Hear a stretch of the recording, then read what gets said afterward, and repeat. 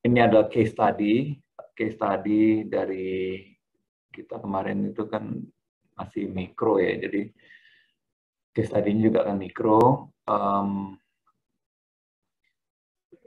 Nanti saya pikir apakah nanti kita di pertemuan terakhir ya, mungkin dari pertemuan ke-7 untuk bisa dipresentasikan per kelompok itu mungkin masih sekitar 10 menit lah ya, 10 maksimum. Kemudian ada 5 menit kita untuk sesi diskusi masing-masing. Kalau misalnya maksimum 15 menit, mudah-mudahan insya Allah nih kita kalau nggak salah satu kelas ini ada sekitar berapa orang? 38 ya? Ya, 38 Pak. 38 itu berarti mungkin masing-masing 4 ya ada. Silahkan dibagi, mungkin ada juga yang satu kelompok itu rata-rata 4 orang, atau ada juga mungkin 2 kelompok 5 orang gitu ya. Ada yang 4, ada yang 5 Pak. Iya, nanti silakan aja. Saya minta juga masing-masing tiap anggota ya berkontribusi ya, jangan ada yang tidak berkontribusi karena nanti akan masing-masing presentasi, ada yang kasih introduction, jadi executive summary dari perusahaannya, kemudian nanti baru kita sampaikan juga apa yang bisa dilakukan dari analisa mikroekonomi, apakah dari sisi efisiensi di mana yang bisa dilakukan. Ini kan karena case study ya, bisa sumbernya bisa dicari dari ya di desk study lah, bisa di Google atau di informasi lainnya. Nanti saya akan bagikan tugasnya di WhatsApp grup aja lah, biar gampang. Cuman nanti dibentuk aja kelompoknya masing-masing. Presentasinya 10 sampai maksimum 15 menit. Jadi mudah-mudahan pertemuan terakhir itu bisa kita pakai untuk presentasi. Yang memang kemarin-kemarin itu sampai habis waktu juga baru masih ada 2 atau 3 kelompok yang karena diskusinya tuh banyak, jadi nanti saya akan batasin aja, mungkin yang mau bertanya juga mungkin 3 orang ya dari untuk penanggapnya, menanggapi presentasi dari kelompok yang mempresentasikan, kemudian teman-teman yang lain bisa memberikan tanggapan, bertanya. Ini mungkin bobotnya juga karena ini ada tugas 2, tapi kita buat hanya jadi 1 tugas, jadi 30%. Nanti ada UTS 30%, kemudian ujian akhir ya 30% juga, kehadiran ada 10%. Jadi sedikit saya sesuaikan ya dengan kondisi yang ada. Baik, kira-kira mudah-mudahan jelas. Kalau ada yang kurang jelas nanti bisa didiskusikan juga lagi. Oke. Oke, siap Pak. Siap ya. Oke, kita mulai. Kemarin itu minggu lalu saya banyak utang itu ya, materi yang belum sempat dibahas. Jadi kita lanjutkan aja sekarang. Iya Pak. Baik Pak. Ya.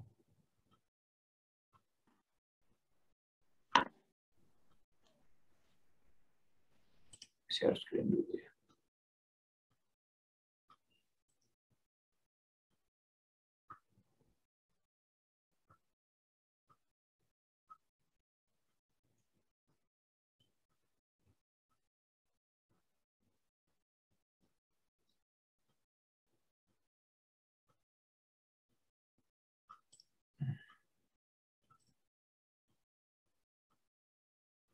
Oke.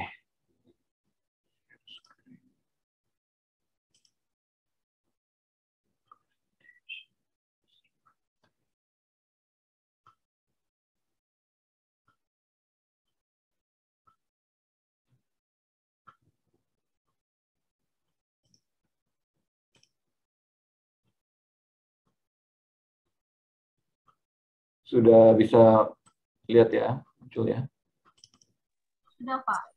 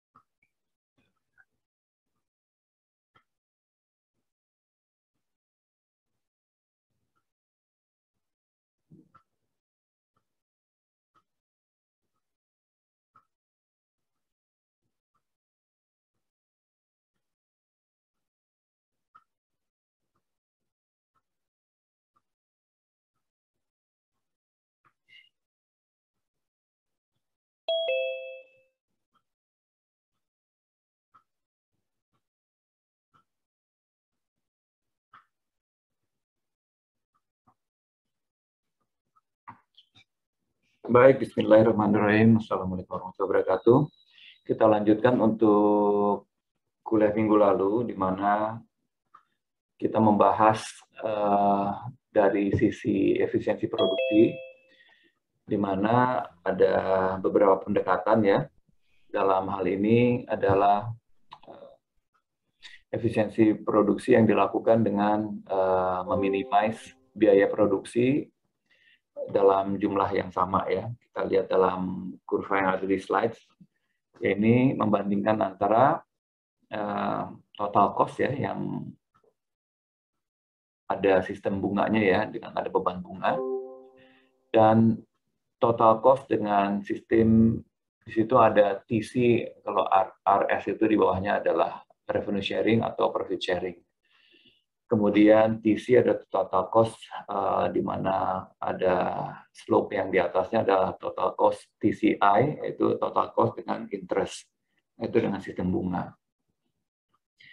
Nah, jadi pertama kita menentukan titik di mana aja ya pada sumbu X ya, untuk kita menentukan berapa tingkat produksi yang sama ya di Q itu yang ada garis lurus ke atas itu mengacu kepada quantitative output tertentu di kurva X ya, pada sumbu X. Nah, kemudian kita tarik ke atas, dia membuat garis vertikal ke atas ya. Yang selanjutnya itu akan memotong garis dari TC atau total curve yang untuk RS sama PS, dan juga TCI dari titik yang udah kita tentukan ya, yang di bawah tadi, yang dari Q tertentu ya. Nah, selanjutnya membuat garis horizontal ya dari sumbu Y itu adalah biaya atau cost ya. Untuk masing-masing perpotongan kita lihat ada perpotongannya dengan garis vertikal di titik quantity tertentu yang kita tentukan ya. Jadi kita selanjutnya membuat garis horizontal pada sumbu Y untuk masing-masing perpotongan antara garis vertikal di TCI dan TC, total cost dari revenue sharing dan profit sharing. Nah, jadi untuk tingkat produksi yang sama, Q yang sama ya, kan kita tentukan di situ, total cost system bagi hasil TC atau RS ini selalu lebih kecil ya, dibandingkan dengan total cost dengan sistem bunga atau TCI. Kita lihat total cost-nya itu lebih rendah di sebelah kiri,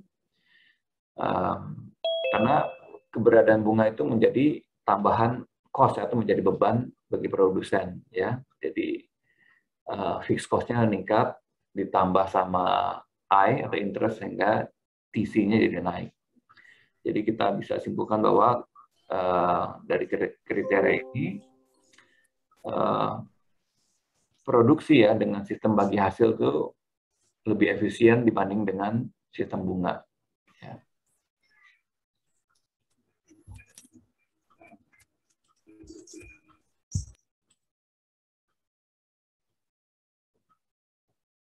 Nah, bagaimana dengan kita upaya untuk dari tadi yang kita lihat dari sisi quantity ya. Bagaimana kalau misalnya kita melihat approach berikutnya adalah maksimalisasi produksi tanpa perubahan biaya, atau dengan kata lain disebut optimalisasi ya, dengan menggunakan kurva dari total cost. Nah, ini membandingkan total cost dari sistem bunga yang tadi garis yang di atas dari TCI yang disebut di dalam slide ini, dalam gambar slide saya, kita lihat TCI lebih tinggi sama seperti yang tadi dibanding dengan total cost atau TC dari RS dan PS. Nah, dari analisa kurva ini dengan menggunakan, kita lihat dari garis horizontal di sebelah kiri ya, asumsi dengan biaya sama. Nah, jumlah produksi yang dihasilkan dari sistem bagi hasil itu lebih efisien dibandingkan sistem bunga. Kenapa? Karena dia bergeser ke kanan ya, quantity of output-nya lebih tinggi dengan bergeser ke kanan. Kita tarik garis titik-titik yang kedua yang di sebelah kanan. Kalau dengan total curve dari RS dibanding dengan total curve dari yang menggunakan sistem bunga, itu dia lebih tinggi karena berada di titik-titik garis yang sebelah kanan. Nah, jadi pertama kita menentukan titik di mana aja pada sumbu Y ya, yang sebelah kiri, sebagai titik yang menggambarkan total biaya yang sama atau total cost yang sama. Nah, tentunya kita menentukan titik yang di atas garis fixed cost yang I ya, FCI, fixed cost dengan interest ya. Kemudian kita buat garis horizontal sampai memotong total cost yang sebelah kanan ya, dan total cost dengan menggunakan bunga total cost TCI pada sumbu Y. Nah, selanjutnya kita buat garis vertikal ke bawah yang putus-putus tadi itu. Dan jadi kita lihat Q atau quantity dari RS atau PS. RS itu revenue sharing atau garis miring PS atau profit sharing itu akan lebih besar dari quantity I ya. Jadi kriteria ini menunjukkan bahwa produksi dengan sistem bagi hasil itu lebih efisien dibandingkan menggunakan sistem bunga. Oke, kira-kira ada yang mau ditanyakan untuk kurva ini? Saya sih cukup simple ini sih. Yang membedakannya mungkin apa, Pak? Kalau di kurva yang sekarang, ini kita menggunakan cost-nya sama, ya sebelah kiri ya. Kita menggunakan cost sama, ini banyaknya atau jumlah produksi yang dihasilkan akan lebih banyak, lebih besar. Atau biayanya akan lebih efisien per unit produk. Sedangkan kalau di kurva yang sebelumnya, ini dengan jumlah produk yang sama, cost of production yang dihasilkan per unit akan lebih kecil. Tapi ini kita hanya berpegangan pada quantity of output-nya sama. Ya. Makanya kita tarik garis ke atas, bersinggungan dengan total curve, yang mana yang di atas itu lebih tinggi untuk total curve yang I dan dibandingkan dengan yang garis yang di bawahnya. Jadi perbedaannya, kalau ini jumlah quantity of output-nya sama.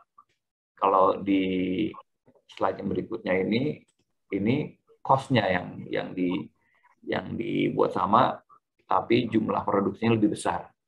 Ya, itu aja dari dua sisi pandang yang berbeda. Oke ya, rasanya cukup jelas.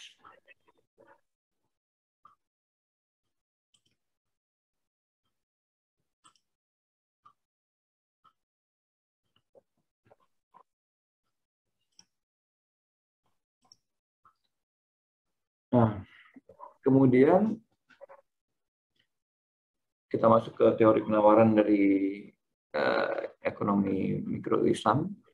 Jadi kita lihat penawaran definisinya adalah jumlah produk tertentu di mana para penjual itu bersedia untuk menjualnya pada pasar pada saat yang tertentu juga. Nah, ini menurut Lipsy tahun 91, makin tinggi harga suatu produk, maka si pedagang tuh makin memiliki motivasi untuk menawarkan dengan jumlah yang lebih besar. Ya, kita tapi asumsi kondisi yang lain itu ceteris paribus ya, kondisi dengan catatan asumsi dia bisa mendapatkan bahan baku yang sama ya, tidak mengalami kesulitan dalam memproduksi dengan bahan baku yang tidak terbatas. Jadi dapat disimpulkan bahwa penawaran adalah jumlah barang ataupun jasa yang tersedia dan dapat ditawarkan oleh si produsen di dalam pasar kepada konsumen pada tingkat harga tertentu dan juga periode waktu yang tertentu. Nah, selanjutnya, harga dari suatu barang adalah faktor yang paling penting ya untuk menentukan pendapat barang. Karena itu, teori penawaran atau supply ini selalu memfokuskan perhatiannya pada hubungan antara tingkat harga dengan jumlah barang yang ditawarkan. Nah, Ibnu Khaldun itu berpendapat tentang penawaran kalau penduduk kota itu memiliki makanan berlebih dari yang mereka butuhkan, akibatnya harga makanan jadi murah, ya, turun, ya, karena oversupply. Tapi kalau kebetulan misalnya ada lagi di kota kecil bahan baku untuk makanannya itu juga limited atau scarce, makanya harga barang atau harga makanannya ini akan naik. Ya, ini supply and demand theory. Nah, tapi kalau jarak antar kota ya dekat dan aman, akan banyak barang yang diimpor. Diimpor ini maksudnya dibawa dari kota yang lain ya. Jadi begitu di kota, misalnya di kota A, barangnya itu misalnya apa ya, di Mekah contohnya ya. Di Mekah itu lagi agak terbatasan misalnya untuk roti, tapi di Jeddah tuh banyak gitu ya. Jadi tinggal disuplai aja sehingga ya aman gitu ya, harga akan turun jadinya. Nah, keinginan para penjual dalam menawarkan harganya pada berbagai tingkat harga ini ada ditentukan oleh beberapa faktor yang kita udah sempat discuss, yaitu harga barang itu sendiri dan harga barang lain atau substitusi. Nah, ini maksudnya jika harga barang naik, penawaran tuh akan meningkat gitu ya. Karena ya tadi hukum dari supply ya, begitu barang harga naik, penawaran harga barang itu akan meningkat. Jadi sebaliknya juga kalau harga barang turun, ya supply-nya juga akan turun. Ini karena si pedagang juga kurang memiliki motivasi atau benefit untuk menjual barang itu banyak-banyak karena harganya rendah. Yang kedua ya biaya produksi, yaitu biaya produksi adalah biaya yang dikeluarkan untuk memproduksi barang dan jasa, yaitu mencakup apa aja, labor, kemudian harga bahan baku, juga misalnya biaya sewa gitu ya, biaya sewa, apakah dia sewa kantor, sewa area pabrik gitu. Jadi dalam prinsip akuntansi, cost itu adalah semua item yang masuk dalam neraca rugi laba. Kemudian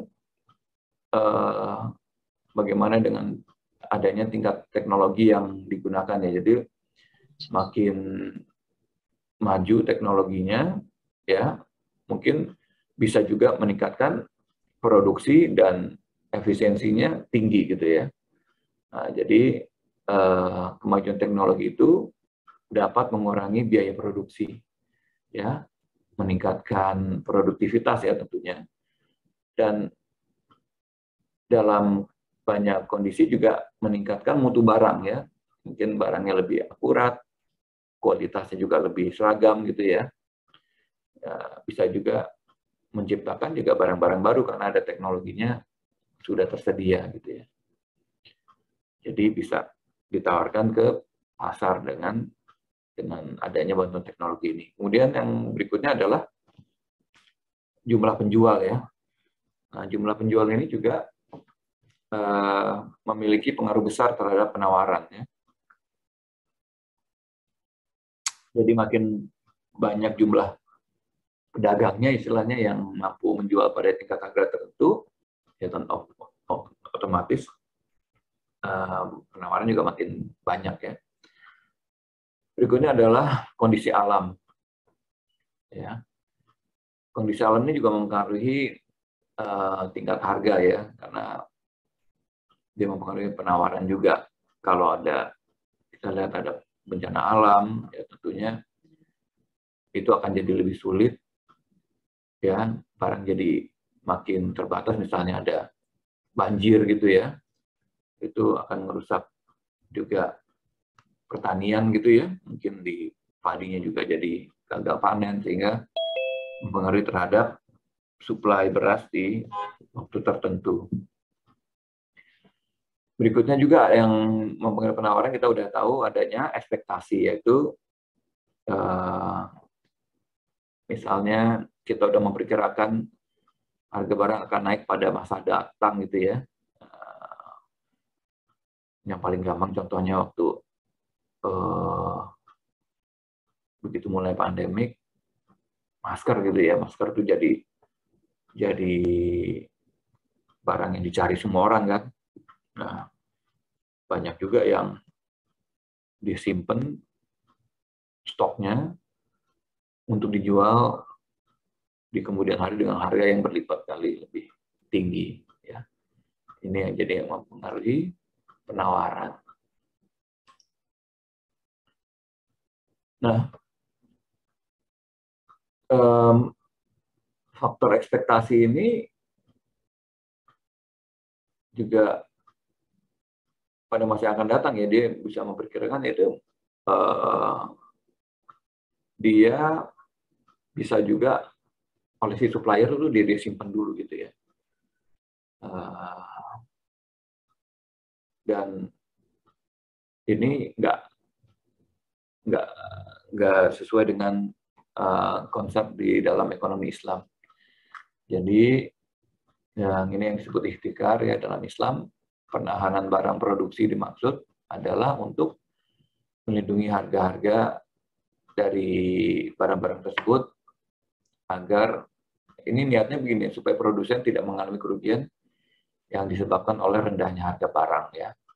Nah, ini juga bukannya untuk mengambil keuntungan sebesar-besarnya karena barang itu jadi langka gitu ya. Jadi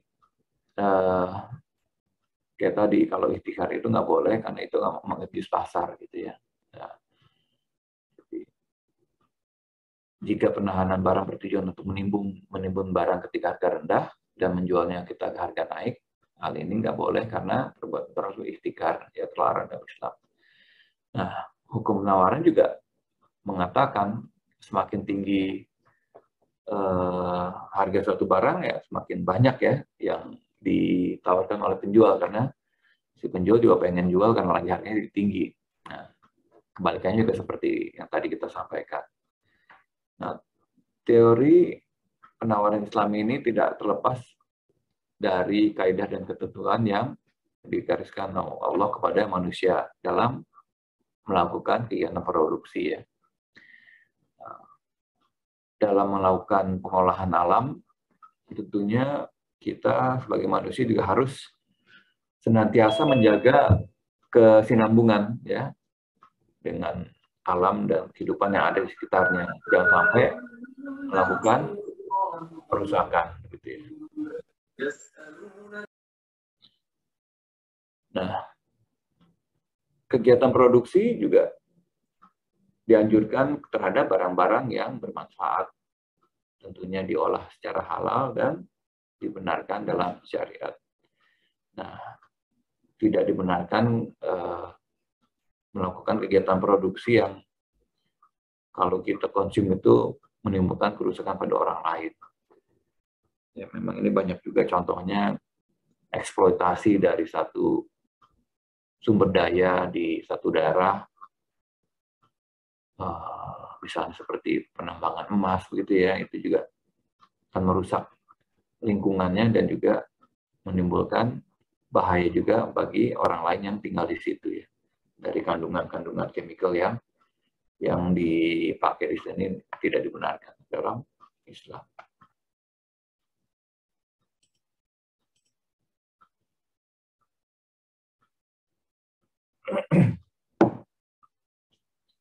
Nah, bagaimana pengaruh zakat terhadap penawaran?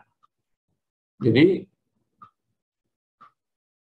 kewajiban zakat itu mengikat pengusaha muslim ya, jadi itu embedded ya dalam bagi kita sebagai muslim. Maka ya sedini mungkin kita akan mengalokasikan dananya untuk membayar zakat ya. Jadi melalui zakat tersebut akan menjadikan suatu tanggung jawab bagi umat Islam untuk kita saling tolong-menolong. Jadi dalam bidang ekonomi itu kewajiban zakat itu ada unsur moralnya ya, unsur moral, sosial dan ekonomi. Ya, zakat itu juga mencegah ya meminimais lah ya terjadinya penumpukan kekayaan pada seseorang dan mewajibkan orang kaya itu untuk mendistribusikan harta kekayaannya pada orang yang nggak mampu ya. Jadi zakat yang dikenakan pada hasil produksi adalah zakat perniagaan. Jadi pengenaan zakat perniagaan itu memberikan pengaruh yang berbeda dibandingkan dengan pajak penjualannya. Nah, dalam konsep Islam, zakat perniagaan itu dikenakan bila ada terpenuhinya dua hal ya. Ada terpenuhi nisabnya, yaitu batas minimal harta yang menjadi objek zakat, itu 96 gram ya, emas, dan juga haul. Haul itu batas minimal waktu harta ya, yang dimiliki, itu 1 tahun. Nah, dari pernyataan di atas ini dapat diketahui bahwa apabila nisab dan haul itu udah terpenuhi, maka perusahaan itu wajib mengeluarkan zakat sebesar 2,5%.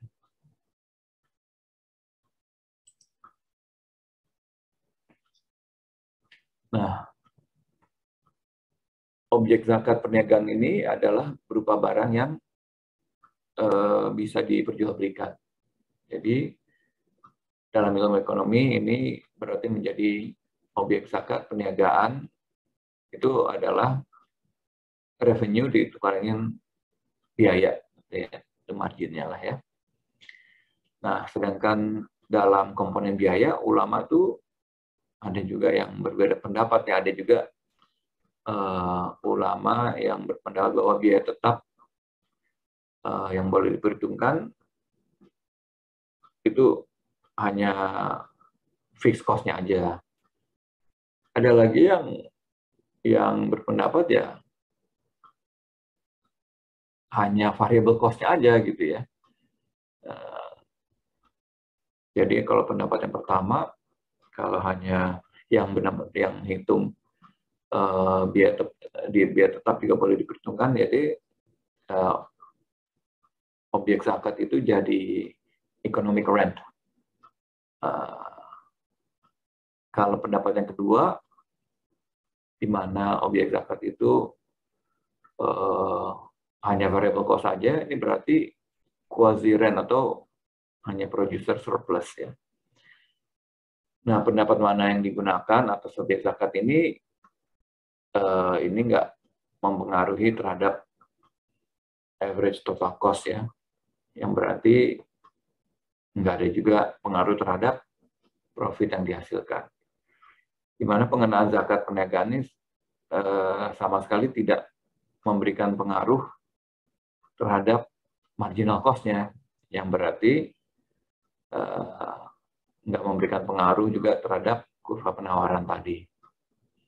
Nah, upaya memaksimalkan profit itu berarti memaksimalkan producer surplus dan sekaligus berarti memaksimalkan zakat yang harus dibayar. Jadi dengan adanya pengenaan zakat perniagaan ya, perilaku untuk memaksimalkan profit ini tentunya berjalan seiring dengan memaksimalkan zakat.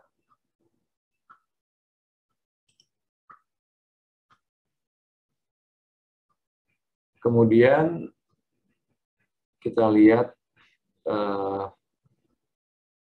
marginal cost dan kurva penawaran ini, di mana dalam jangka pendek itu perusahaan akan memaksimalkan labanya dengan memilih output itu sama dengan marginal cost. Ya. Jadi selama tingkat harga tersebut nih itu lebih besar daripada nilai minimal average variable cost, nah kondisi ini udah terpenuhi. Nah ini nanti di slide berikutnya kita lihat di dalam kurva penawaran ini. Nah, kurva penawaran ini bersifat naik dari, kita lihat dari sisi kiri kanan ya.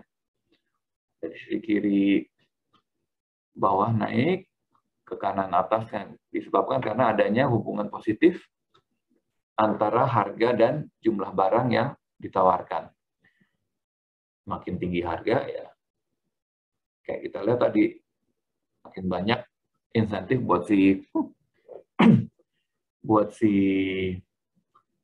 pedagang ya untuk menawarkan barang-barang di pasar. Jadi di tiap tingkat harga di bawah minimum itu ya, AVC itu yang ada garis kedua dari bawah, average variable cost, dan nilai yang ditawarkan adalah nihil gitu ya, karena ya dia rugi dong jadinya kalau menjual dengan di bawah average variable cost-nya. Nah, ketika tingkat harga itu sama dengan AVC, average variable cost, maka jumlah barang yang ditawarkan itu adalah Q2 ya, garis titik-titik. Di situ kita lihat yang tengah adalah Q2. Nah, untuk tingkat harga di atas average variable cost, maka jumlah yang ditawarkan akan digambarkan kurva marginal cost ya. Nah, kita umpamakan ketika harga sama dengan average total cost, maka jumlah yang ditawarkan adalah kurva Q2. Jadi kurva penawaran adalah kurva marginal cost yang di atas average variable cost ya. Kita lihat yang warna merah ya, yang memiliki selisih antara average total cost dan kurva average variable cost ya. Ini digambarkan dengan celah di antara dua kurva tersebut ya, menggambarkan yang AFC yang di bawah average variable cost. Nah, untuk kalau harga itu udah di atas average variable cost ya, tapi di bawah average variable ya, ini ada average fixed cost ya, AFC, ada yang AVC, average variable cost ya. Karena fixed cost itu tetap ya, makin banyak jumlah quantity-nya dia akan bergeser turun ke bawah. Kalau variable cost itu dia seiring dengan jumlah produksi yang dihasilkan. Nah, untuk tingkat harga di atas AFC, namun di bawah AVC, di bawah average variable cost, yaitu antara output Q2 dan Q3 ya. Berarti perusahaan itu mengalami kerugian setiap output yang jual karena harga lebih kecil dari average total cost-nya gitu ya. Seperti yang digambarkan dalam kurva penawaran yang ada di antara kurva ATC dan AVC. Nah, jadi meski harga itu di bawah average total cost, tapi si perusahaan ini masih coba berusaha menjual outputnya karena perusahaan itu udah mampu menutupi variable cost-nya, average variable cost. Jadi kerugian yang terjadi itu adalah sebesar average fixed cost. Ya. Nah, kita tahu fixed cost adalah biaya tetap yang harus dibayar perusahaan ya. Apakah perusahaan itu dia mau produksinya kecil atau besar, nah itu dia jumlahnya itu sama ya. Nah, perusahaan itu lebih baik memproduksi auto sejumlah Q2 dan Q3 paling enggak ya. Dengan demikian, dia tetap walaupun harga itu di bawah average total cost, dia tetap memproduksi karena nanti jika tingkat harga udah bergerak naik melalui average total cost, perusahaan udah membukukan profit. Nah, kalau misalnya perusahaan itu, wah ini di bawah average total cost, kita nggak usah produksi aja deh gitu. Nah, dia akan tetap, perusahaan itu bisa mengalami kerugian, kenapa? Fixed cost-nya tetap harus dibayar, tapi produksi nggak ada gitu ya. Jadi, yang pertama, kalau dia nggak produksi, perusahaan itu tetap menanggung average fixed cost. Nah, perusahaan yang tidak memiliki kegiatan operasi, berarti dia nggak ada income sama sekali ya. Jadi mau nggak mau, selama harga itu masih di atas average variable cost, ya lebih baik dia produksi dulu sambil menunggu quantity dan harga itu mencapai harga di atas average total cost.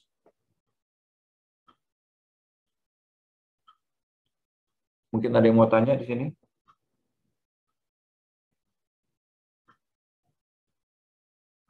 Oke, lanjut.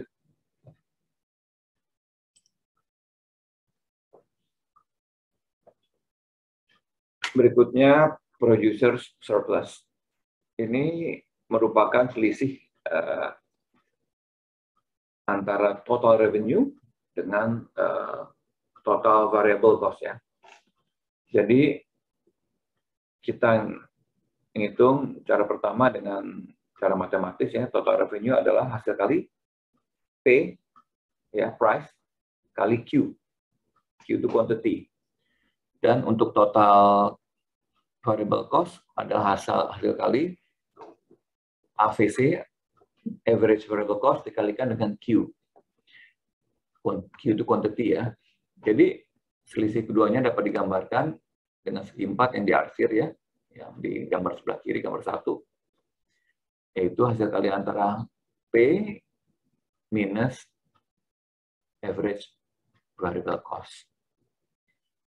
Nah, inilah yang disebut producer surplus, yang rumusnya kita lihat total revenue dikurangi total variable cost. Nah, total revenue sendiri adalah P ya, price kali Q, quantity. Kemudian dikurangin TVC, total variable cost itu adalah average variable cost kali quantity. Sehingga kita pindahkan ya ke kiri karena Q-nya itu bisa dijadikan 1.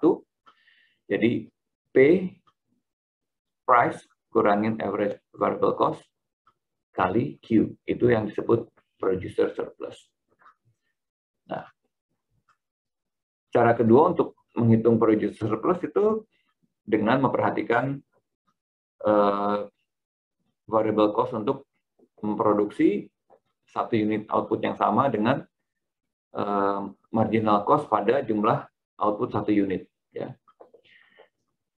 Tapi kalau kita lihat, jika variable cost memproduksi 2 unit output yang sama dengan marginal cost, ditambah dengan satu output dan 2 jumlah marginal cost, dan seterusnya, ini kita bisa lihat rumusnya adalah variable cost dikalikan dari satu quantity itu sama dengan marginal cost 1 ditambah marginal cost yang unit berikutnya, sehingga akhirnya rumusnya adalah marginal cost dikalikan quantity yang dihasilkan. Jadi secara grafis total variable itu dapat digambarkan dengan daerah yang berada di bawah kurva MC ya, di bawah kurva yang diagonal naik ke atas. Itu kita lihat garis yang atas itu adalah marginal cost, karena dia tidak dari nol karena ada fixed cost ya, sehingga yang saya beri panah merah itu disebut producer surplus. Itu di bawah P, di atas kurva marginal curve. Jadi ini dua cara perhitungan yang bisa dilakukan untuk menghitung producer surplus.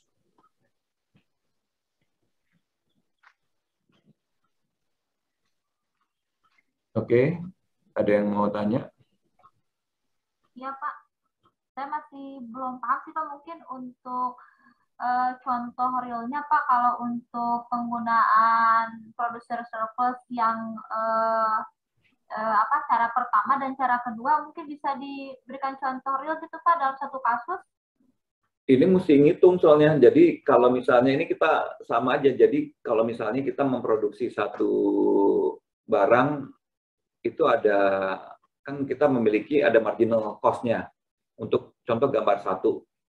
Nah, marginal cost itu tentunya kalau kita juga menghitung dengan adanya total fixed cost ya, sehingga kita dapat marginal cost.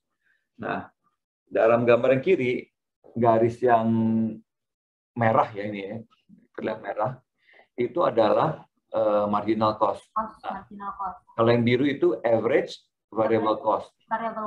Nah, kita lihat dari quantity yang di mana akan kita tarik garis ke bawah. Ini bisa saya ini. Iya. Saya coba pakai ini. Nah, kelihatan ya. Nah, ini kan ke bawah, ini ada quantity tertentu ya di sini.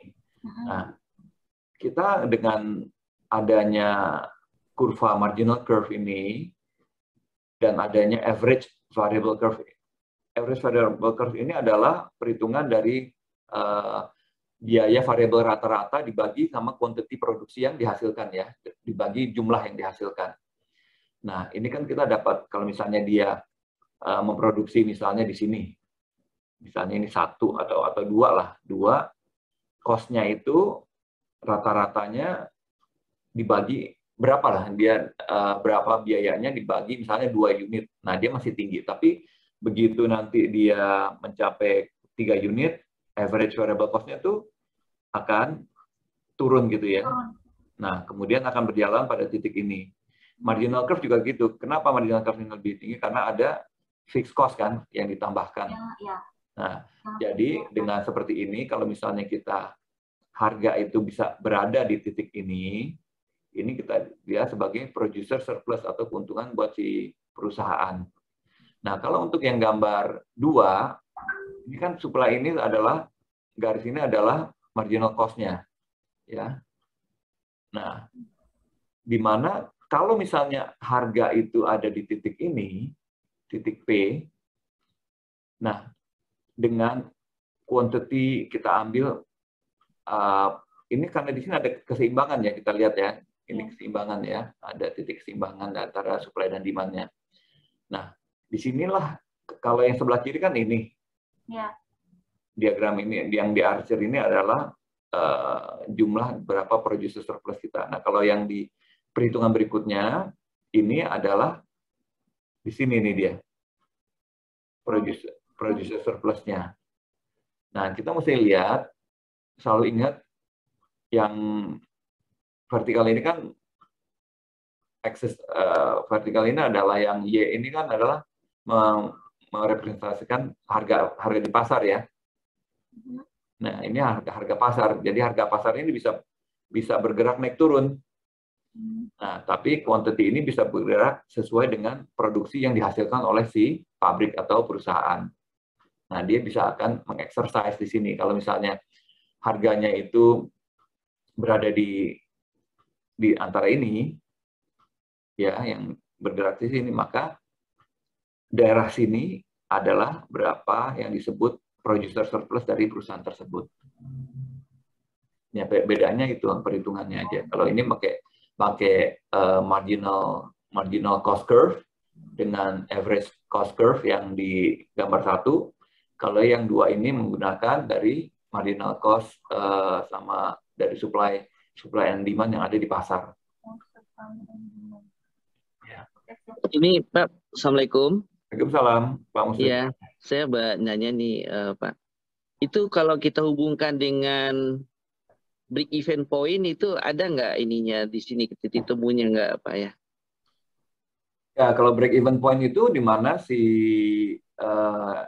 average cost dia itu sudah average total cost itu sudah memenuhi harga yang ada di pasar. Karena kalau kita lihat yang sebelumnya ya, nah di sini kita lihat average total cost itu adalah average variable cost ditambah average fixed cost ya Pak ya. Iya. Sehingga setiap dia udah nah di titik inilah dia sudah break even di sini. Oh, itu titik Q3 ya? Titik Q3. Nah, kalau bagaimana kalau kita jualan dengan harganya, ini kan harganya di sini nih Pak. Harga di sini dia produksi di Q2. Nah, ini udah di atas average fixed cost. Dia lebih baik dia jualan sambil menunggu harga itu membaik. Karena kalau dia nggak jualan kan dia turun ininya, nggak ada income sama sekali. Sehingga fixed cost yang ada ini harus dibayar sama dia gitu ya, yang ada ini nih. Nah, kalau misalnya ini tidak diproduksinya ini, contoh lihat kurva ini, makin sedikit ya makin tinggi kan? Kenapa? Nggak ada lagi pembagi atas kuantitas yang diproduksi untuk membagi fixed cost yang ada di perusahaan tersebut. Ya, makanya begitu makin banyak quantity yang diproduksi, dia akan turun ke bawah makin landai. Walaupun ini nggak bisa nol, tapi makin banyak karena fixed cost-nya kan ya sebetulnya kalau misalnya banyak sekali mesti nambah juga ya, tapi dengan asumsi sampai tingkat produksi tertentu sesuai kapasitas pabrik lah istilahnya, fixed cost-nya kan tetap dia akan turun kalau dibagi dengan jumlah produksi yang dihasilkan. Makin banyak jumlah produksinya, makin rendah average fixed cost-nya. Nah, ini akan yang AFC ditambah AVC ini jadinya average total cost di sini. Sehingga ini yang disebut dengan break even kalau kita udah mencapai titik ini, makin naik ke atas, merah ini dia sudah dari titik ini udah dia mendapatkan marginal cost, marginal curve dan cost marginal curve, yaitu keuntungan marginal buat perusahaan untuk setiap quantity yang dijual. Oke. Jadi kalau konsepnya tetap ya sama ya Pak ya, karena kalau yang katakan fixed cost itu pengertian secara umum kan harga yang tetap terjadi ya, walaupun produksi berapapun jumlahnya, dia pasti akan selalu tetap. Bukan harga maaf Pak, tapi biaya kalau fixed cost itu. Di biaya. Ya, fixed cost kan biaya. Ya. Nah, kalau di sini artinya kan ini dengan asumsi dengan berapa quantity, karena kan ini ada average jadinya, kan berarti ada berapa quantity yang dijual. Iya. Nah, kalau misalnya dia sudah mencapai, karena ini juga adalah jumlah unit ya, dari dibanding outputnya kan. Kalau misalnya dia memproduksi makin tinggi, biaya ini akan terbagi dengan quantity yang makin besar kan, sehingga average-nya jadi makin turun. Oke. Jadi ini asumsi produksinya di apa nih Pak? Diasumsikan perginya ke untuk menghitungan dalam perhitungan cost ya, atau dalam suatu mungkin kita produksi barang ya, atau dalam asumsi apa ini Pak dibuat? Ya, ini adalah asumsinya untuk ini, makanya ini disebut juga marginal cost dan kurva penawaran, karena kita akan melihat kalau misalnya kita memproduksi pada kuantitas tertentu dengan cost tertentu, kalau misalnya harga itu juga berada di titik sebelah ini ya, pada aksis Y, ini kita akan bisa melihat di mana kita akan melakukan penawaran. Nah, tentunya kita akan berusaha menawar itu di titik ini, harganya nih, di sini nih, Pak. Ya. Bisa bentar. Nah, tentunya. Nah, ini adalah kalau misalnya harga itu di bawah ini, di bawah titik, taruhlah ini ya, 10 gitu ya. Nah, ini harganya misalnya di pasar harga 10, nah dia udah mulai break even nih.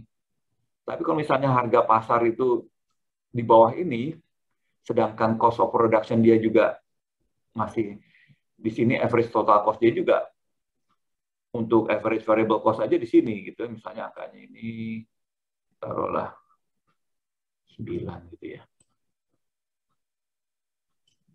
Nah, kalau misalnya harga di pasar itu 9, baiknya dia tetap jualan. Kenapa? Untuk menutupin inilah, paling kurang itu untuk, karena variable cost itu udah tercover, untuk mengurangi dia mengurangi average fixed cost-nya biar ada bisa juga terbayar, paling nggak ada income. Tapi kalau misalnya harga itu misalnya sudah di bawah dari average variable cost yang di sini, udah di bawah 9 ini, di titik ini dia udah mulai rugi, tapi rugi dari fixed cost. Nah, di bawah itu di sini, nah itu udah babak belur dari perusahaan itu. Karena ini kan sebetulnya diagram ini adalah untuk melihat berapa cost yang dibutuhkan perusahaan untuk menghasilkan suatu produknya kan, barangnya. Nah, kita tentunya cost kita itu 10 nih.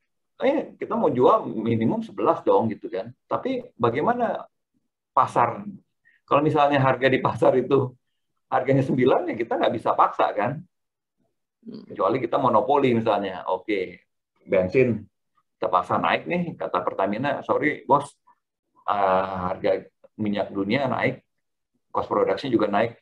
Sekarang Pertalite kita tawarin 10.000 seliter. Kalau enggak kita rugi nih, karena itu udah average total cost kita per liternya adalah di 10.000. Kita udah nggak ambil untung lagi deh gitu kan. Masyarakat bilang, wah ya namanya juga pasar monopoli, terpaksa ditelan aja kan. Kita beli juga, kalau nggak kita nggak bisa pergi, nggak bisa bawa mobil. Tapi kalau misalnya yang ada kondisi distress, demo segala macam, ya terpaksa subsidi dilakukan.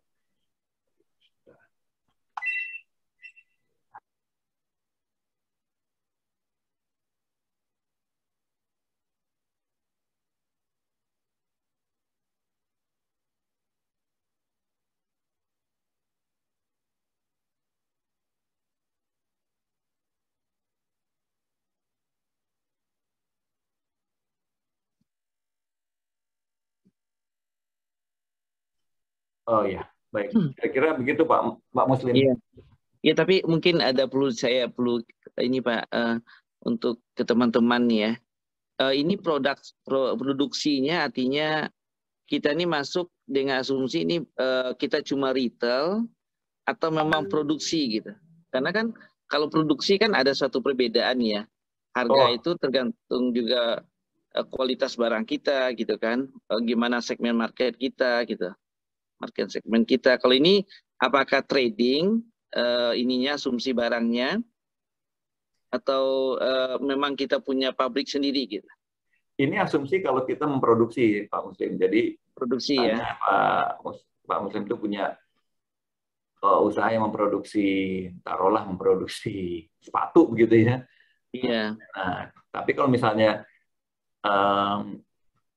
sebetulnya bisa juga dilihat kalau begini, retail misalnya kita trading gitu kan. Trading kan kita juga ada overhead cost. Kita bayar karyawan, kita bayar mungkin listrik, segala macam. Kalau nggak ada quantity yang bisa kita tradingkan, itu fixed cost jalan terus kan Pak? Iya pasti ya. Kadang-kadang, waduh ini trading biasanya masih ada untung, ya masih ada margin lah, karena namanya juga trading, kita beli kita di pasar harganya 100, kita ambil 90 gitu ya, karena produser 90. Nah, tapi kita cuma bisa trading misalnya 10 unit barang. Jadi kita marginnya 10 dikalikan 100 kurang 90 kan.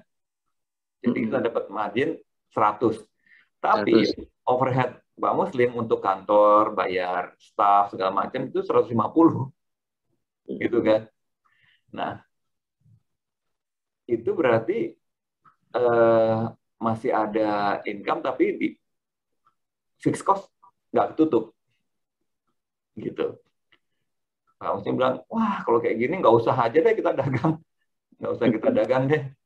Nah, kalau Pak Muslim nggak dagang, itu 150 dibayar dari mana? Nggak ada ya. Nggak ada income sama sekali. Itu yang disebut karena yang contohnya bagaimana kita lebih baik kalau misalnya sudah di atas harga itu udah di atas average variable cost, ya perusahaan akan bertahan ya untuk tetap memproduksi dan menjual barangnya. Tapi kalau misalnya udah harga itu di pasar ternyata di bawah average variable cost, berarti setiap unit yang dia produksi dan dia jual, dia rugi begitu. Nah, mendingan ada kalau seperti itu ya udah, mungkin dia terpaksa mengurangi biaya-biaya fixed cost yang ada, misalnya ya tutup pabriknya sebagian atau layoff segala macam, sehingga fixed cost-nya itu bisa turun, sehingga diharapkan average fixed cost-nya itu bisa di bawah dari harga pasar yang ditawarkan oleh si pabrik ini untuk setiap unit barangnya. Gitu ya. Oke Pak, lanjut Pak. Ya. Terima kasih Pak. Ya.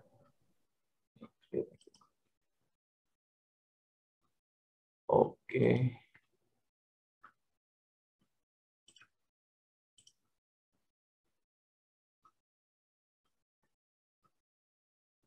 Oke. Kemudian maksimalisasi laba dalam pandangan sekunder ya. Jadi perusahaan ini adalah dia kumpulan dari individu yang mengorganize kelompok ini, di mana mereka akan bekerja sama untuk mengubah input jadi output ya. Terus individu yang berbeda itu akan menyediakan input yang berbeda juga, ya seperti expertise atau dia menyediakan peralatan yang dari capex ya, dari peralatan modal.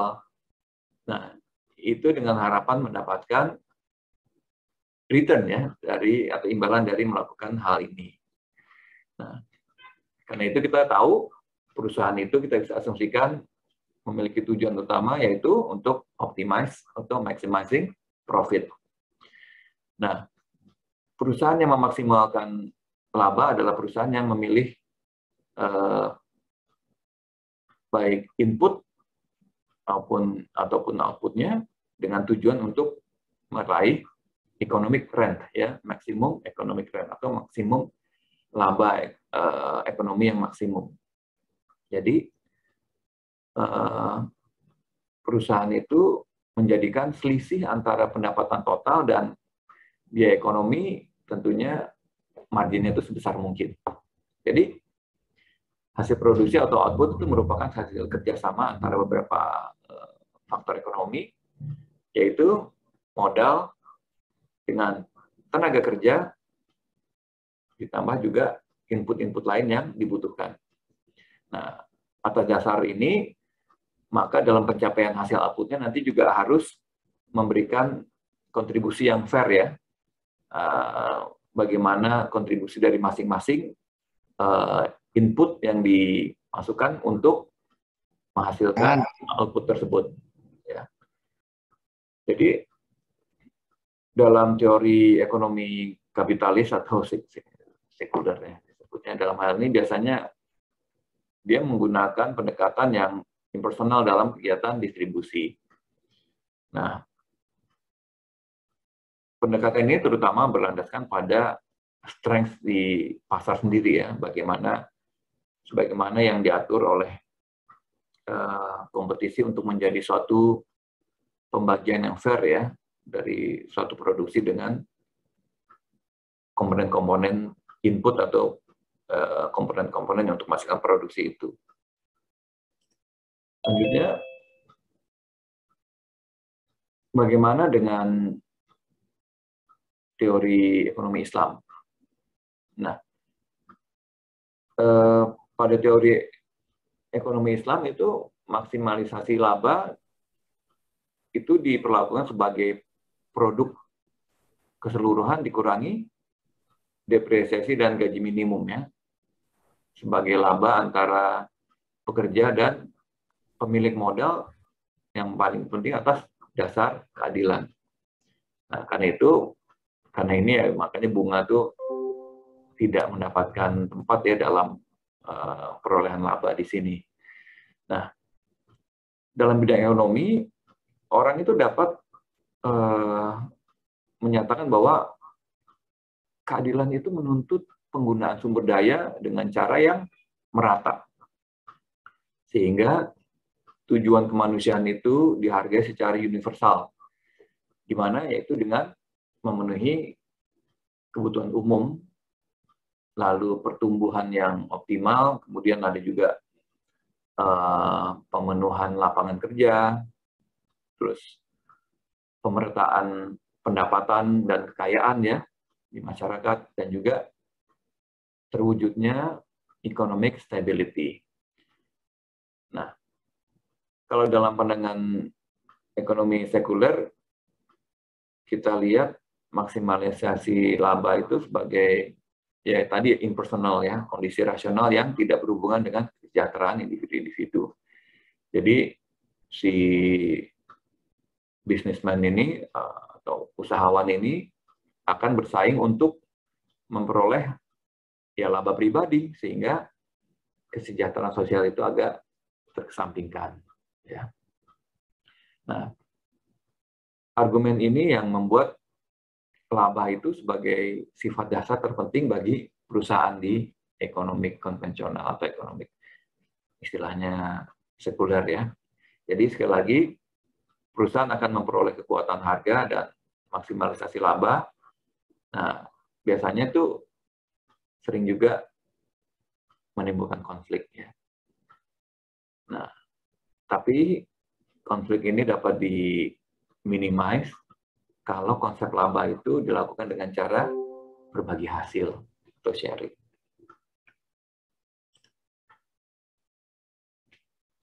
Nah, dalam konsep Islam, penentuan posisi laba itu kemudian bagaimana perilaku rasional dalam maksimalisasi laba itu dipengaruhi oleh 3 faktor ya. Pertama, pandangan Islam tentang bisnis, ya. Kedua, perlindungan kepada konsumen, dan ketiga, bagi hasil antara faktor-faktor yang mendukung. Nah, bagaimana yang dimaksud dengan pandangan Islam tentang bisnis? Nah, bisnis adalah fardu kifayah. Jadi bisnis Islami adalah serangkaian aktivitas bisnis dalam berbagai bentuknya yang tidak dibatasi jumlah kepemilikan hartanya termasuk profitnya. Namun yang dibatasi adalah cara memperolehnya dan pendaya gunanya, karena ada aturan halal haramnya ya. Nah, aturan halal haram ini sangat diperlukan ya untuk setiap individu yang berhubungan dengan ekonomi. Jadi dalam dunia bisnis ya, ada beberapa juga istilah yang digunakan seperti misalnya kita jual beli ataupun untung ruginya gitu ya. Nah, Islam itu juga menempatkan bisnis itu di tempat yang paling mulia ya, tapi di sisi lain juga bisnis itu ditempatkan sebagai kewajiban dari kita ya, sosial individu, untuk memenuhi kebutuhan kita. Nah, karena itu ahli fikih itu juga mengklasifikasikan bisnis sebagai fardu kifayah. Nah, dalam surat At-Taubah di ayat 111 kita dijelaskan bahwa orang-orang yang melakukan aktivitas dengan mengharapkan keuntungan itu dilayani oleh Allah dengan menawarkan suatu bursa yang tidak mengenal kerugian ataupun penipuan. Nah, kemudian di ayat lain juga dijelaskan bahwa seorang muslim itu tidak diperkenankan untuk nganggur ya. Jadi prinsip dasar dari hidup yang ditekankan dalam Quran itu adalah kerja dan kerja keras. Nah, tentunya bekerja di sini bukan asal aja, tapi di sini disampaikan bekerja yang serius sehingga menimbulkan adanya ya keletihan gitu ya. Jadi dalam Islam terdapat prinsip bahwa dalam kesulitan itu selalu ada jalan atau kemudahan ya, agar jangan sampai ada frustasi atau keputusasaan ya, kalau sehingga jadi nggak optimal gitu karena frustasi putus asa gitu ya.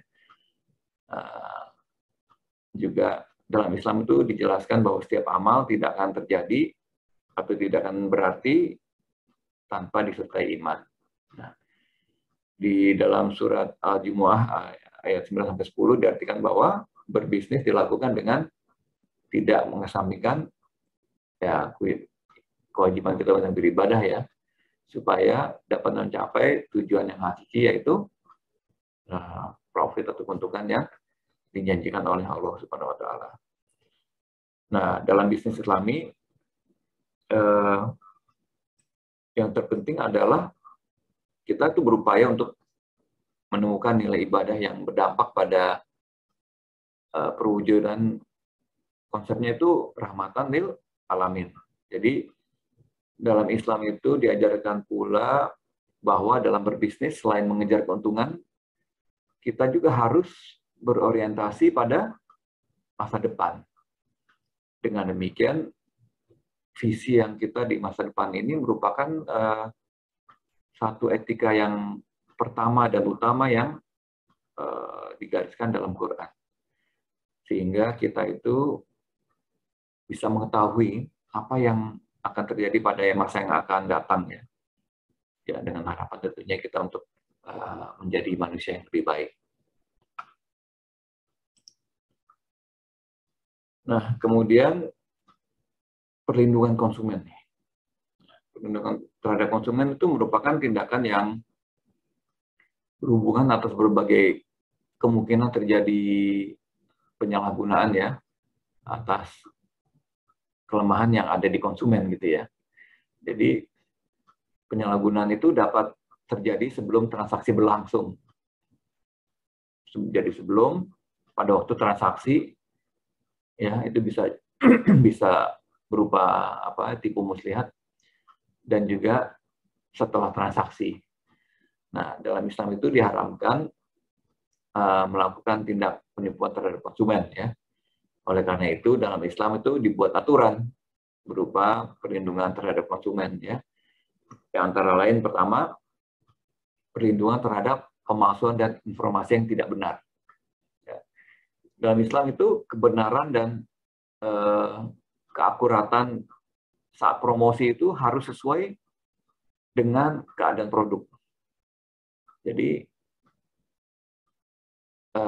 kita juga harus menyampaikan bagaimana efek samping dan informasi tentang hal haramnya satu produksi yang kita jual.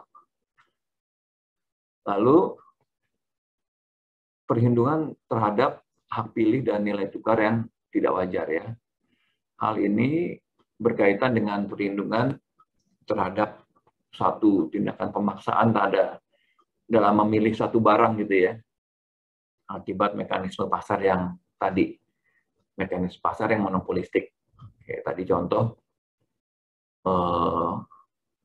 bensin ya udah karena cost-nya itu kita juga udah tinggi gitu ya, 10.000 gitu ya per liter.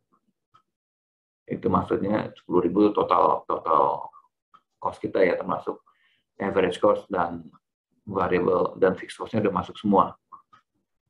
Ya nggak ada pilihan lagi, kita ya udah terpaksa kan akhirnya ya.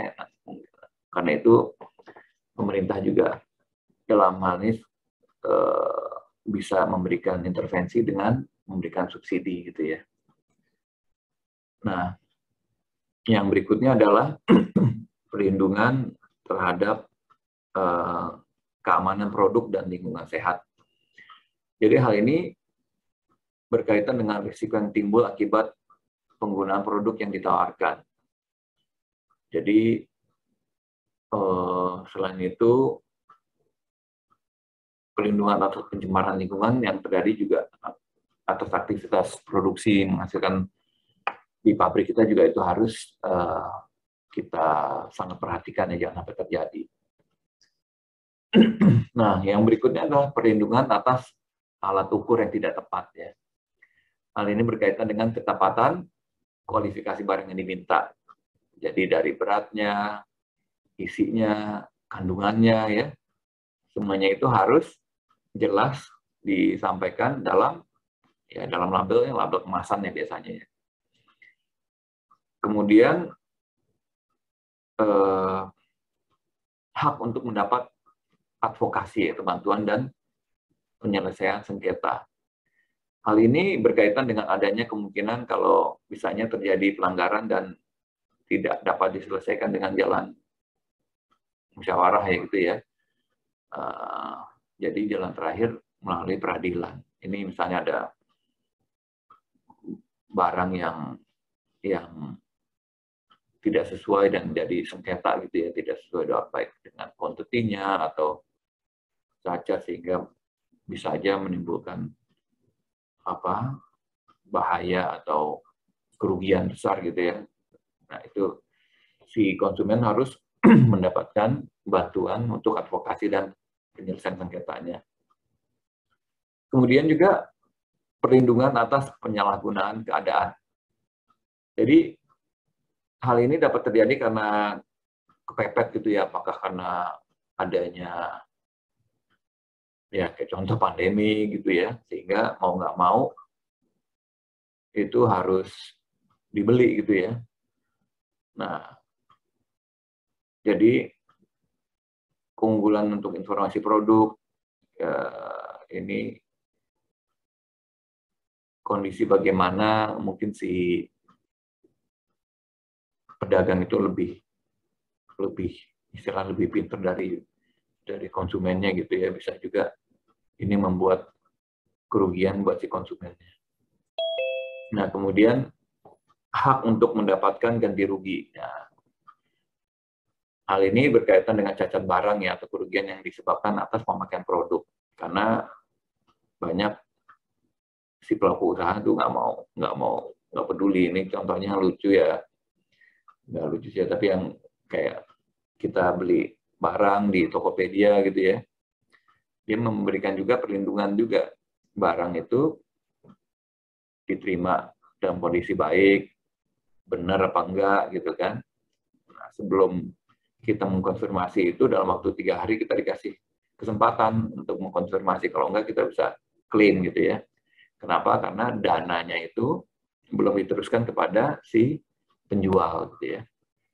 Nah, ini juga secara kita tidak sadar mengenai si Tokopedia ini telah memberikan perlindungan kepada konsumennya.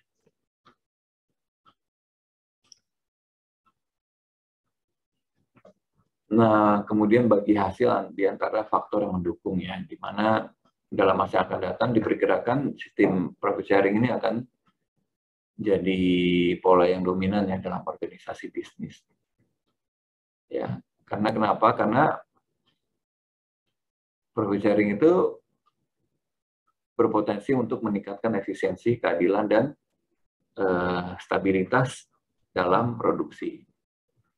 Nah, ini juga tentu bergantung pada masyarakat, ya masyarakat Muslim itu sendiri dalam pelaksanaannya. Nah, apabila mereka menggunakan fatwa agama dan memasukkan mekanisme bagi hasil dalam setiap kegiatan, maka maksimalisasi laba juga bisa berjalan dengan baik. Nah, selain itu, kita bisa juga menghindarkan pebisnis dari perilaku eksploitasi ataupun perilaku yang bisa menimbulkan kerugian bagi pihak-pihak yang terlibat di dalamnya. Jadi, di sini bisa dilihat bagi hasil itu menjadi itu lebih baik karena kedua belah pihak itu sama-sama untung dan tidak merugikan satu sama lainnya. Nah, memang dalam pelaksanaannya mungkin mudharabah ini harus juga melihat kejujuran juga ya, kejujuran dari kedua belah pihak ya.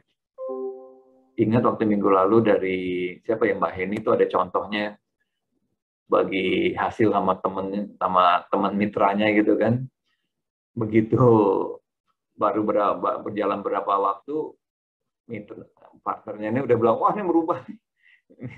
Karena tekor saya begitu kan. Jadi memang ini kalau perilakunya juga tidak, ya nggak fair ya, mestinya harusnya dia sudah menghitung dengan benar, sudah mengantisipasi bagaimana kondisi pasar, persaingan, kemudian faktor-faktor internal dia, sehingga dia bisa pada waktu di awal menyampaikan, Mbak ini kita bagi hasil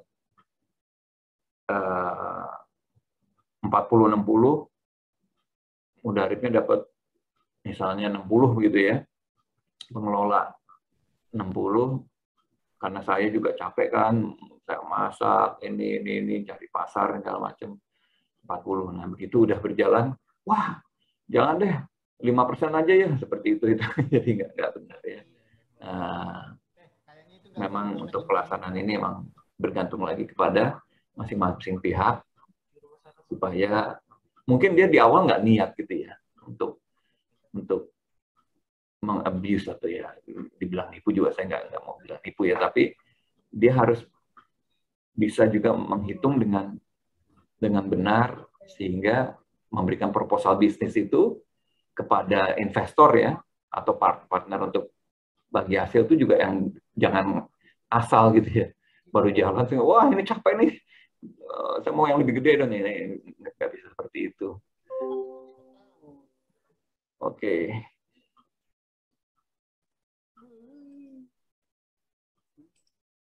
Oke, ini untuk kuliah yang yang ngejar yang dari kekurangan yang kemarin. Mungkin sampai ini ada yang mau ditanya sebelum saya masuk ke makro.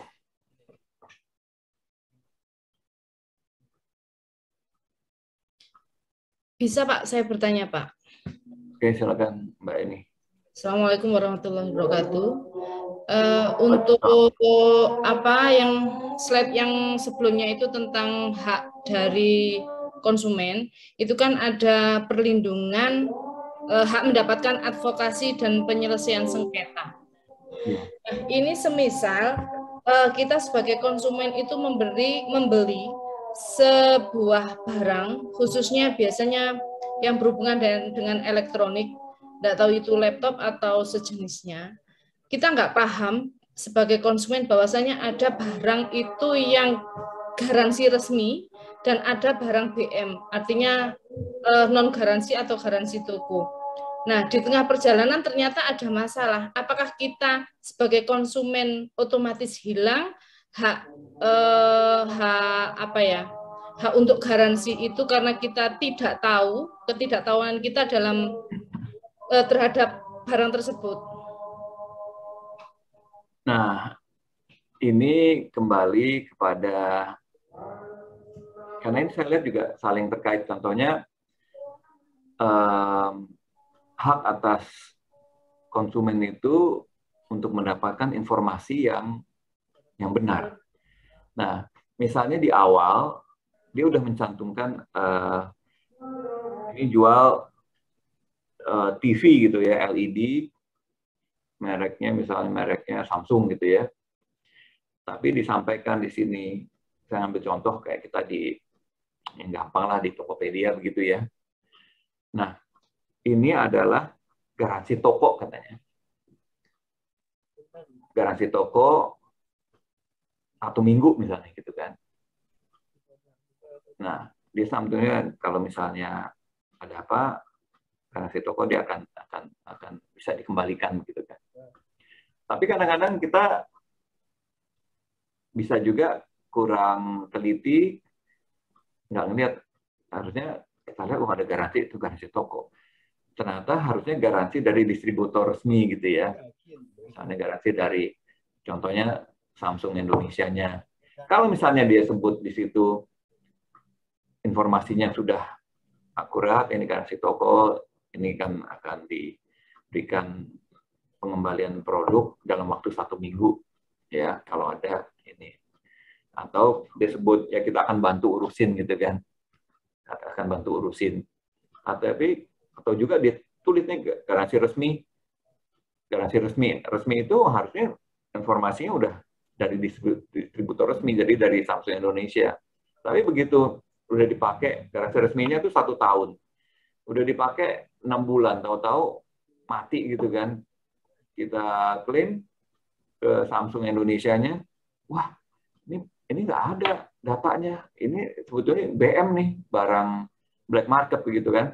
Nah, ini adalah kita juga harus bisa mendapatkan perlindungan sengketa karena kita akan tuntut si penjualnya begitu kan.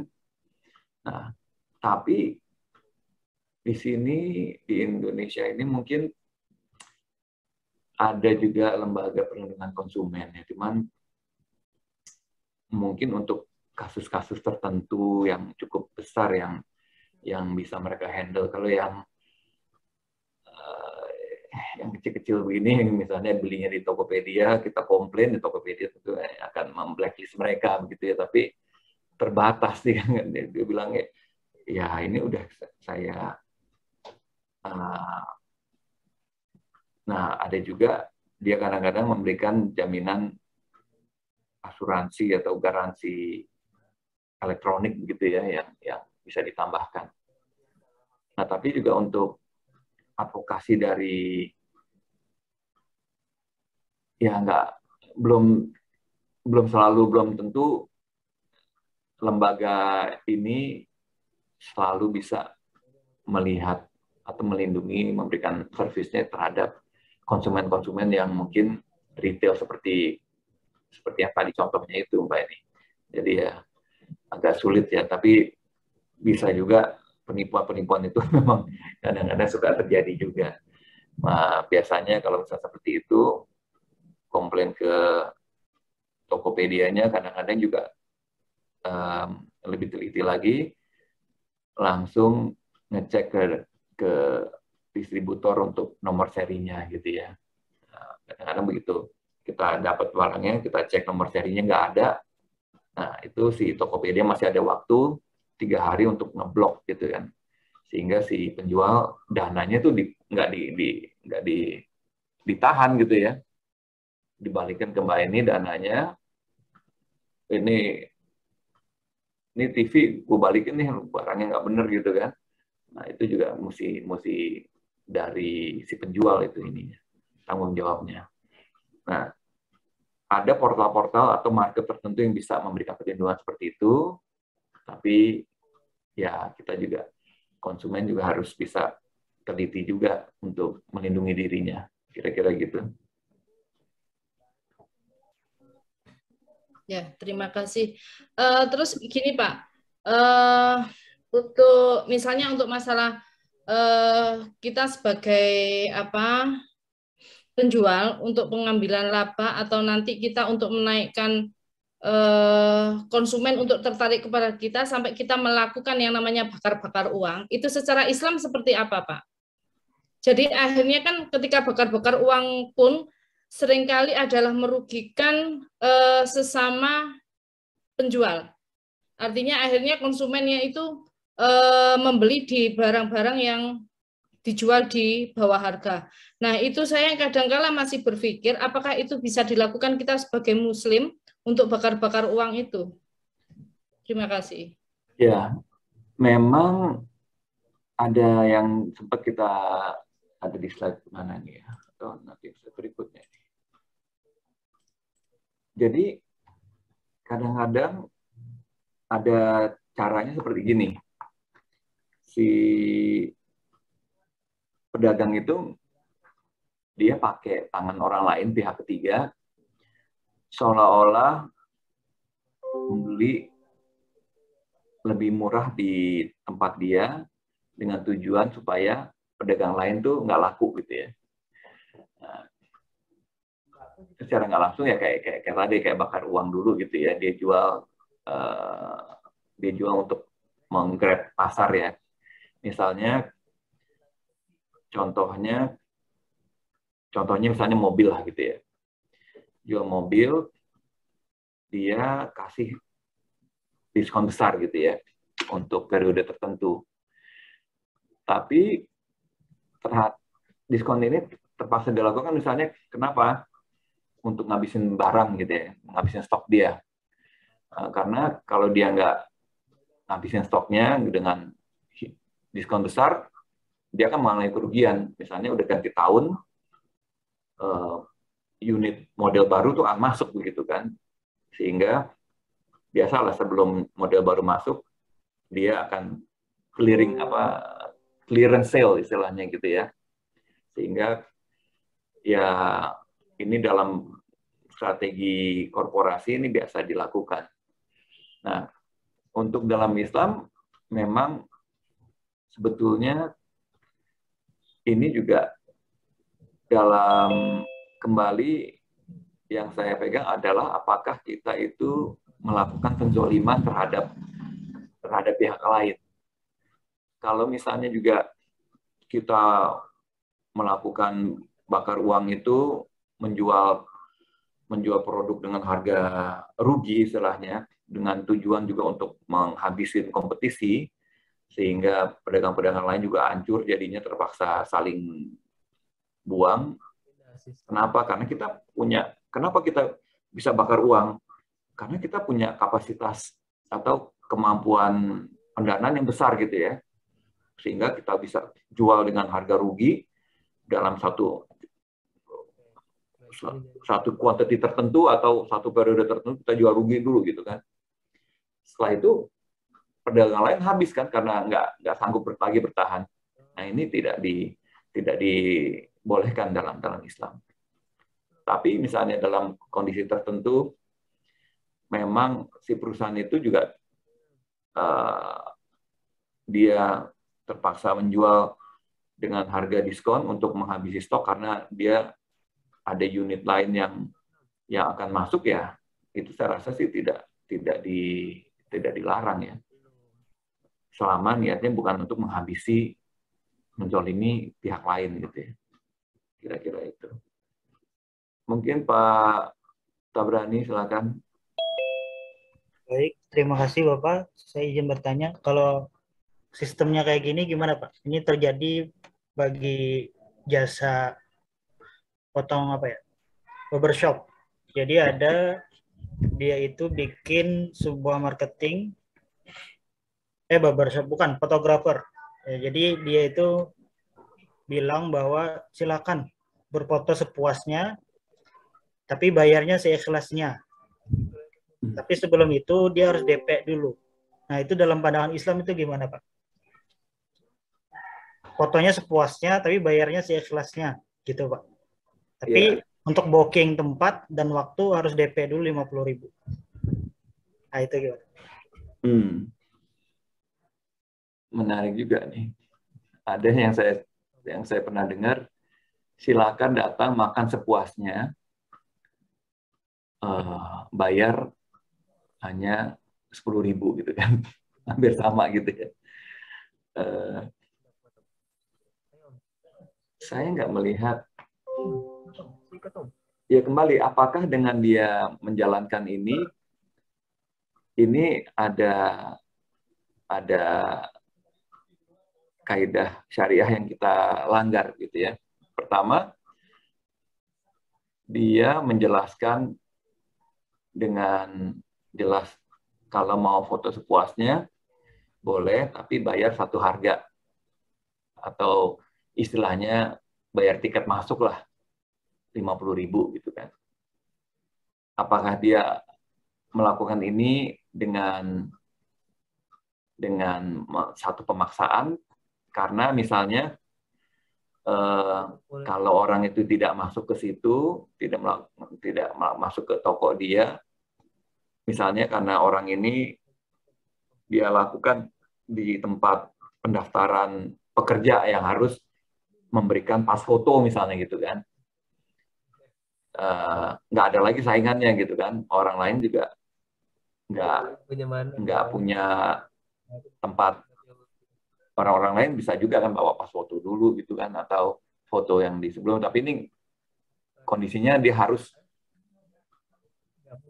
misalnya di tempat itu buat foto candid kamu sebanyak 5 lembar hari ini juga begitu kan, kalau enggak kalian nggak bisa diterima untuk masuk kerja di sini gitu kan. Nah di samping itu ada foto booth gitu kan, foto atau toko fotografer, silakan sebanyaknya, tapi ya mesti bayar 50.000 gitu kan. Yang lain-lainnya nggak ada saingan gitu kan, nggak ada. Nah si konsumen, ampun, kita sebetulnya butuh ini tapi mesti bayar 50.000, aduh. Tapi karena nggak ada pilihan lain, ya terpaksa konsumen ikut juga, kita ambil juga gitu kan. Sebetulnya kalau misalnya dalam kondisi wajar-wajar sih nggak ada. Apakah dia dilarang menjual itu? Enggak gitu kan. Tapi dalam tindakannya, apakah dia mengabuse pasar gitu kan, mengabuse konsumen. Nah, dilihat kondisinya gimana gitu kan. Dalam kondisi pasar persaingan sempurna, misalnya ada lagi toko-toko foto booth lain yang menawarkan mungkin, ya silakan kalau misalnya mau foto, tapi bayar per foto misalnya Rp5.000 gitu kan.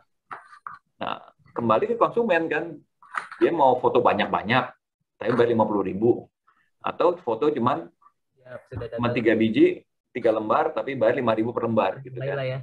Nah, jadi kembali ke situ kalau saya lihat ya. Kalau saya nggak ngelihat, saya belum baca yang misalnya yang hal itu dilarang ya. Mungkin yang teman-teman yang lain ada tahu di sini. Kalau saya belum, rasanya itu nggak ada larangan, tapi lihat terkait kondisi yang ada. Apakah dia mengabuse, menzolimi dari konsumen, menzolimi satu pedagang lain gitu kan. Kalau misalnya enggak, saya rasa sih tidak ada larangannya sih. Itu seperti orang mau berdagang gitu ya, berdagang silahkan gitu, nggak ada dia mau nentuin harga sendiri ya silahkan aja. Tapi kalau misalnya di pasar itu ada perilaku abusive gitu ya, nah itu ada juga pemerintah juga akan intervensi gitu kan.